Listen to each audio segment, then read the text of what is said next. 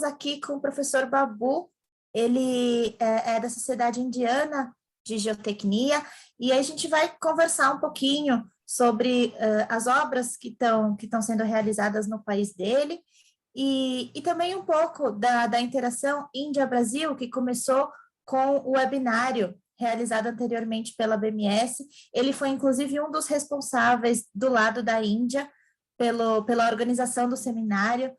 So, Professor Babu, welcome. Thank you very much for being with us. Hello, great. It's a pleasure to be with you. To start, can we please present yourself to Brazilian society? Yeah, it's a pleasure. I'm Sivakumar Babu, professor in geotechnical engineering, Indian Institute of Science, Bangalore.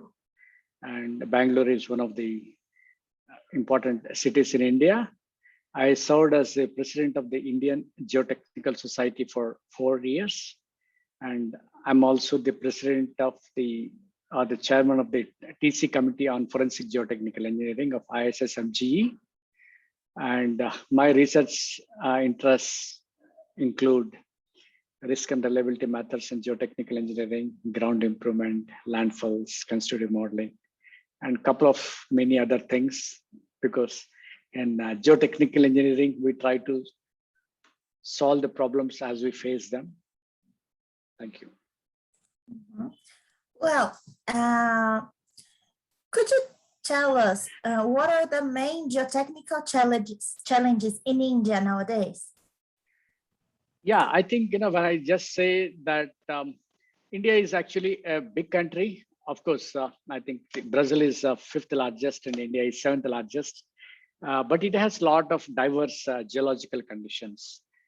We have a lot of soft soils where the foundation construction is very different, because we have a very long coastal line of 3,700 kilometers. And we have expansive soils which swell and shrink and for a lot of areas, which make problems of construction very difficult, shallow foundations very complex. Then we also have a lot of loose sands, because a lot of area comes in, in Indo-Gangetic plains, because you have a lot of rivers. So the sediments of the rivers are somewhat loose in density. So there is a problem.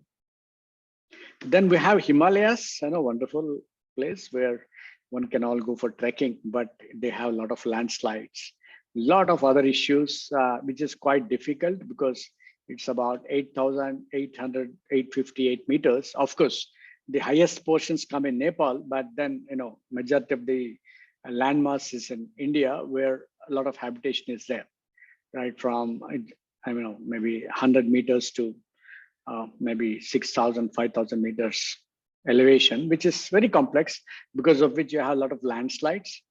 Apart from it, we have, the landslides is because of the earthquakes, and we have earthquakes quite often. Not in the sense, particularly we had a devastating earthquake sometime in 15 years back, which is called Bhuj earthquake. And regularly for 50 years or 100 years, we always have some events, because again, India being diverse, many different areas have different types of intensity. So when this loose soil is there, there's a liquefaction problems. Liquefaction means where the fillings completely undergo and then disappear in soil mass. We have seen them, and bridges are collapsing because of the quick conditions. These are some, and we have even marshy soils which are very difficult to characterize, organic deposits. And also the other problem that we have is that dumps, waste dumps, where the practice of waste management has not been very good, though we talk about development. So a lot of contamination, soil contamination, water contamination. Some of these things are there, but we still are developing, doing a lot of infrastructure. Yeah. These are all some geotechnical problems. I think we have all problems, all geotechnical problems. So we're quite busy. Yeah. Well, I know India has many projects in process. Yeah. The Indian talks a bit about this in the webinar, and I know there's a lot going on there. So could you tell us what are the main projects in process in India now? Yeah, the thing is that as I said, in terms of the GDP, we are number 3 or 4. I mean, highly placed, and we're doing well. So the rate of construction has been excellent, and rate of progress has been good. As a result of which, a lot of construction activities happening, and the big projects are in the Himalayas. Again, they have the highest bridge that is being constructed. It's called Chenab Bridge. It's a very in a whole of the Himalayas have steep mountains and rivers. So you need to construct across them long bridges and high elevated bridges. And that's a challenge because the construction of foundations, stabilization of slopes, then designing it for very high earthquake intensity is quite a challenge. And of course, we have landslides. So we need a lot of ground improvement techniques, stabilization techniques. That's one challenge. So we have a big project. We did a geotechnical challenge in terms of that. It's a what is called Chenab Bridge project. The other one was that what is called a lot of I was just mentioning about high-speed railway. I mean, I just should mention about the high-speed railway projects where India is taking up a lot of activities on these lines, and throughout particularly in soft soils, we may have to construct these high-speed railways, which is about 300 kilometers per hour. So we are trying to understand the technology from Japan. I'm not sure if there is a practice in Brazil. If we can discuss that, it's nice.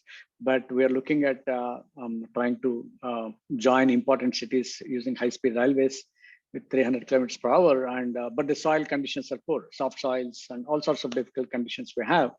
And recently, we also completed one big tunnel project, which is it took more than a very long time. It's called more than 10 years to construct Atal Tunnel. It's called. In the Himalayas again, because it improves connectivity in the hilly regions. And it's a very, very long tunnel, even by any standard. It is called Atal Tunnel. And it was a lot of problems of construction, design, everything was there, but they were able to overcome with all that. And now it's active. Apart from it, there are a lot of big projects that are coming up. They're all, even the residential complexes of very high levels, multi-storied apartments of maybe 110 floors. I have not heard of residential apartments of 110 floors in soft soils. That's quite complex. Maybe I'm not sure who will live in 100th floor. So it's not easy. So so a lot of construction activities happening, and it is exciting. It's very exciting time. Yeah. Sure. And do you see anything in common India and Brazil have concerning geotechnics? Oh, I think it's quite interesting, quite a lot, I should say. I've been following the work of many people. I think there is a nice connection. Even the first about 500 years back, we had Vasco da Gama who came to India.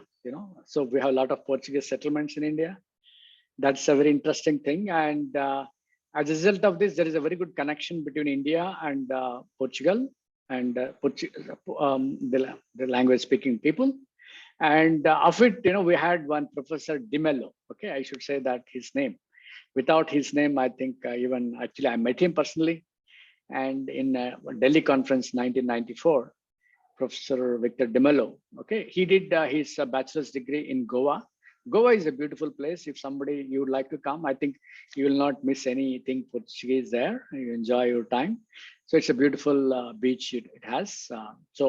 Professor De Mello is from that place, and so I think then he went to masters and PhD from MIT, and then settled in your place, and then did a lot of work for the rest of the world. He has been an excellent leader, researcher, engineer, everything.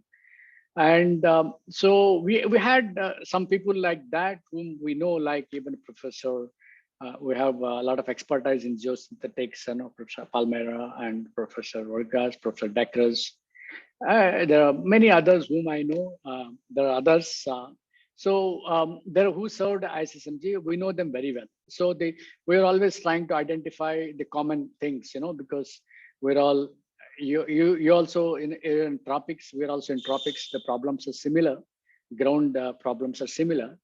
And we have good geotechnical engineers from our country, where who gave lectures in ISSMG level, like Professor Madhav, Professor Dr. K.L. Rao, who was the vice president of the International Society for Soil Mechanics and Geotechnical Engineering. Professor Sridharan, who did a lot of work on expansive soils, clay soils, and all of that. Professor Dr. Bandari and landslides.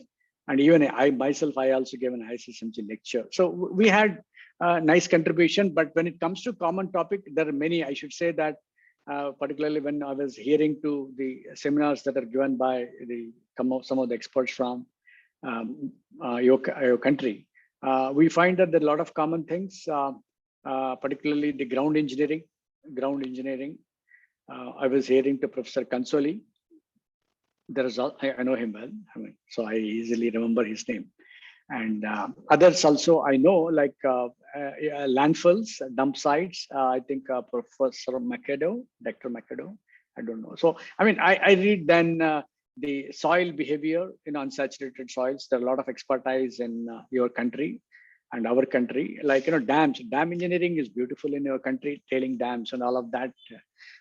So that can also be, we have certain common interests in that area as well, because we have dams that are aging. So how do you really do strengthening of the dams? We have a, what is called the International Association for Large Dams. There is some groups working here. So there are a lot of work that one can do. There are a lot of common things like sustainability. See, we're all living. You're in Brazil. I'm in India, but we work towards world's peace. Sustainability. Like sustainability is one common theme nowadays that we are contributing to a lot of global warming. So I see that there is a lot of good practices in Brazil, which some of the Brazilian companies can come and work in India. And there is a nice because there are a lot of companies working, right, from different countries. So the environment is good, and the academia also are quite interested in supporting if there is a good idea from practice, because geotechnical engineering is for practice. And I see there's a lot of opportunities for collaboration, because the problems are similar, whether it is dams, dump sites, ground improvement, sustainability, or even of course rock mechanics. There are many things that we discussed. Yeah. Mm-hmm. And this collaboration you talked about, how do you think both countries can collaborate with each other? Is it by promoting more congresses, discussions? What do you think is important to Actually, yeah, that's a very good question. I should say that in fact we have an MOU, memorandum of understanding with your society. Recently, we agreed for that. It was, yes, in June. Yeah. So it is a very good first step. And so that based on that, one can have programs you can have either online programs or offline programs. If you can have a program in Goa where you feel at home, right? One conference in Goa we can have. In fact, I should say that we have a lecture called Demelo lecture, Professor Demelo lecture in Goa. It's actually, you also have a Demelo lecture, but we also thought we should have a Demelo lecture, because he's born here. Then somebody said, no, you call it as Professor Demelo Goa lecture, because there is already a lecture. So that way we understood, okay, we're all for the same good cause and we want to collaborate. The interest was to collaborate. So from that time onwards, we have been working together, and I'm happy that, in fact, I am instrumental in setting up that lecture about 4 years back. And I am the first person whom I met, Professor Demelo. I read his lectures, papers. So I was quite impressed with his work, and even in general, a lot of work that is being done in Brazil. So what I felt was that it's important to connect, and we signed an MOU. And I must say that we have a lot of opportunities. We have what is called BRICS, Brazil, Russia, India, China, and even South Africa. BRICS, now S is added recently, BRICS. So we have a lot of funding, lot of programs under this. for young people, for different kinds of levels and all that. So one can explore that definitely, or you can even independently also one can work, like we can always host people from universities and all of that. Industries, we can find collaborative for them partners. Suppose you have good techniques that were successful in Brazil, why not here?